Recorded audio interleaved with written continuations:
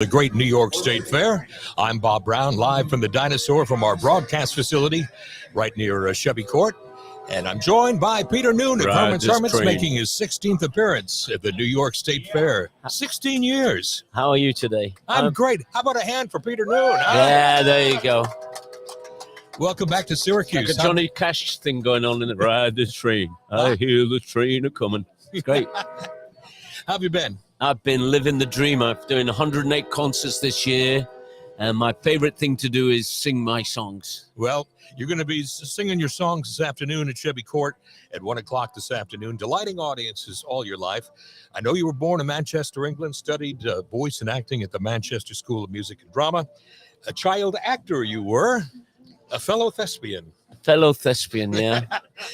You were in the long-running British soap opera Coronation Street, and at the age of 15, achieved international fame as Herman. International lead Herman. singer of a group called Hermits. Where did the name Herman come from? It's from the Bullwinkle show. A guy in a pub said that I didn't look like Buddy Holly. I looked like Herman from the Bullwinkle show. And he meant Sherman from the Bullwinkle show. Now you know the rest of the story. All right. Looking forward to hearing all those classic hits this afternoon. I mean, everybody here has grown up listening to your music, and we still play it on the Dinosaur Radio. Mrs. Brown, you've got a lovely daughter. I'm Henry VIII. Silhouettes, Can't You Hear My Heartbeat? Just a Kind of Hush. Listen, people, so many more. Selling over 60 million recordings in all, 14 singles and 7 albums. And 20 billion streams. Wow. I'll tell you, you're one of the hardest working artists that I know. When I talk to people, and if there's 365 days a year, you probably work 350 of them. Well, you know, with the travel, I mean, we got one show this week, this one in Syracuse, but I flew from Santa Barbara here yesterday, and I'm going to fly back to Santa Barbara tomorrow. So it's like 3 days for every one day. So maybe 300 days a year I'm on the road. Yeah. Wow. Incredible. A favorite story of on tour, on the road, people you've worked with? Do you have a favorite? You know, luckily, when I first used to tour, you would meet the real. They were already oldies but goodies, but you know, you'd meet Elvis Presley and James Brown and Dale Shannon and Roy Orbison and the Beatles, and you know, it's a completely different thing. And we didn't know each other, but we would all. I'd run into the Beatles like every week. You know, they were working place and I was working a place, and then we'd sort of stop in the same transport cafe, and I'd come to America and I'd meet Elvis and Johnny Cash and all my heroes, and you know, Elvis was good because he punked us. He had a stunt double pretending to be him, and we went in this Hawaiian hut, and this stunt double was laying down on the floor with a bottle of booze in his hand, face down, and we didn't know what to do. Me and the drummer Barry were in there, and we didn't know what to do. But then Elvis walked in, and I said, "That's my stunt double. He's always drunk like this." So we were punked by the king of rock and roll, who was also very funny, amusing, pleasant, well-mannered, all the things that you would want him to be. He was great. And I met the Everly Brothers. I liked the Everly Brothers as well. They were nice. I was with my sister, and we met them backstage. You know, we were walking past the place, and they were playing there on the bill with the Rolling Stones. We'd gone to see the Rolling Stones and the Everly Brothers, and the Everly Brothers came out, and they talked to all the people at the stage door. My sister and I never got an autograph in our lives, but Don and Phil stopped and talked to us because we were kids. You know, still then, the kids were the future of the music business, you know. And, you know, I met everybody that I wanted to meet, really. You know, I wanted to meet James Brown, and I liked him. And I met Jackie Wilson. And, you know, I met everybody I wanted to meet. Del Shannon was my hero. And Roy Orbison and all those guys. That period of rock and roll was where the Beatles and me and all those British invasion bands, that's where we got our inspiration.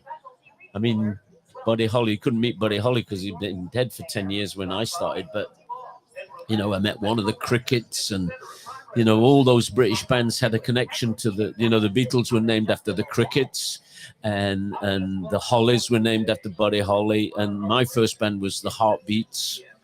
And if you saw him, you know why we changed the name to Hermits. Everybody had a connection to Buddy Holly, and we met everybody that, you know, we would come on the road. And you know, I the first tour I did was with Little Anthony and the Imperials, and I didn't know much about them, but I knew they made unbelievable records. And we grew up on that tour watching them, how 200% in every show. They gave 200%. They worked, you know, they worked as hard as Mick Jagger. You know what I mean? It was quite impressive. So we said, oh, well, so in America, we need to work harder than you do in England. You know, in England, we were able to hide behind the microphone stand quite well. And next thing you know, Mick Jagger's got a set of maracas.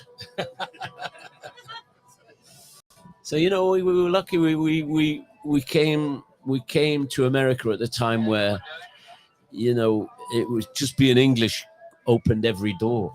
You know, people gave you the best seat in the restaurant because you had an English accent, and you know, it was very nice to be English. People accepted us because we were just musicians, really, you know.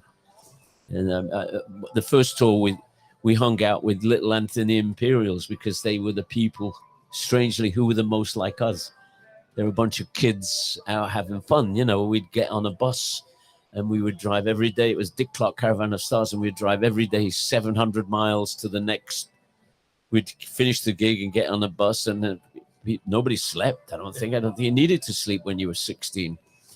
And it was just like that for a long time. And I sometimes reminisce because I hear a Beatles record like A Hard Day's Night, and I can.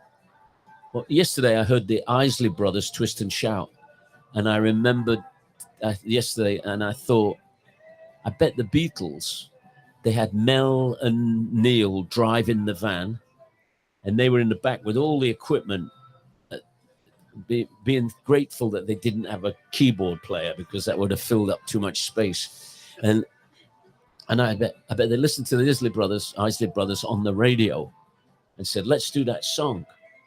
And John said, I could sing that one. You know what I mean? And that's how it was. You know, we listened to the. It's hard for people. Everybody standing around now knows about radio, but young people don't know that radio. You know, 100 million people have heard "I'm Henry VIII" and know the words to it. Sure. But only 10 million bought it. And but radio made them hear it, even if they didn't want to hear it. You know what I mean? So, and I found that, you know, most people of my age grew up listening to lots of different music, like whatever your mum had on in the car on the way to school, you'd have to listen to that. So we were exposed to more quality music, you know, not necessarily the ones that were chosen for us that moment.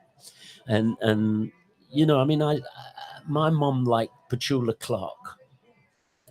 She speaks French. so she liked Petula Clark, and she called her Petunia Clark. Get me that Petunia Clark LP. And you know, Petula Clark made a lot of great records, when I look at the greatest hits LP from, I go, my goodness, she even did that Charlie Chaplin song. You know, no one knows Charlie Chaplin was a songwriter. Everybody thinks he just was like this funny little guy, black and white movies, but great songs he wrote. And, you know, from Countess of Hong Kong, you know, da da da da da da, na na na na. That's a Charlie Chaplin song. Nobody knows Charlie was a genius.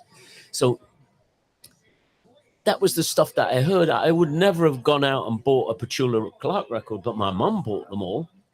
You know, and she bought lots of weird things. She even bought like the Statler Brothers, Flowers on the Wall. I would never have heard of it. But, you know, so we got all this different music going on. And of course, if you look at the charts in 1964, we're in there. Herman's Hermits are in there. But it's the Beatles and the Sound of Music soundtrack. And the Beatles and the Sound of Music soundtrack are vying for the #1 and #2 biggest selling LP. And, you know, it's not all pop. Well, it is pop music because pop music was whatever was popular in England. But there's a lot of different stuff. There's like Mantovani creeping in at the bottom. And there's all. So we were, luckily, because of radio, we were exposed to all these different genres of music, all these different types of music. And of course, the Beatles and the Stones and Herman's Hermits and the Dave Clark Five had heard all that music on the radio. And when we came here, we realized we've got far more enthusiasm than these people. You know, we're going to go for it. You know, we're not going to glue our hair down ever. And, you know, no weightlifting in this band. You know what I mean? We'll let you kick sand in our face. What do you got coming up that you're looking forward to? You know, it's fair season. You know, so we got the New York State Fair today, which is my favorite one, and this is the best fair. I mean, look at it. I mean, there's only one of these, and then we do in Iowa, and then we do one in Connecticut, and then it's back to the old, you know, Vegas for a week, and all great gigs, all different size and different type of gigs. So we decided never to have a set list and just let me look at the audience and decide what we're going to do. And, you know, we always do the obvious. We always do, I'm into something good, Wonderful World, Listen People, Silhouettes, I'm into something, Can't You Hear My Heartbeat, Mrs. Brown, You Got a Lovely Daughter, Henry VIII, I Am, There's a Kind of Hush, all the, like, top 10 records in America. But I think I'd like to do a Stones song today and a Dave Clark 5 song. There you go. You know, and people... A lot of people in the audience won't know that we didn't record the Dave Clark 5 song. And you know, we know their lawyer. I don't know anything. I won't say a word. I appreciate your time. And I know you got a show to do this afternoon at 1:00, and they're all looking forward to it.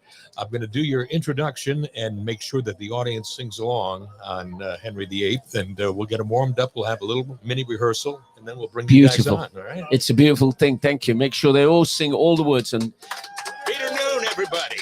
Thank you. Thank you, everyone. Hey, how you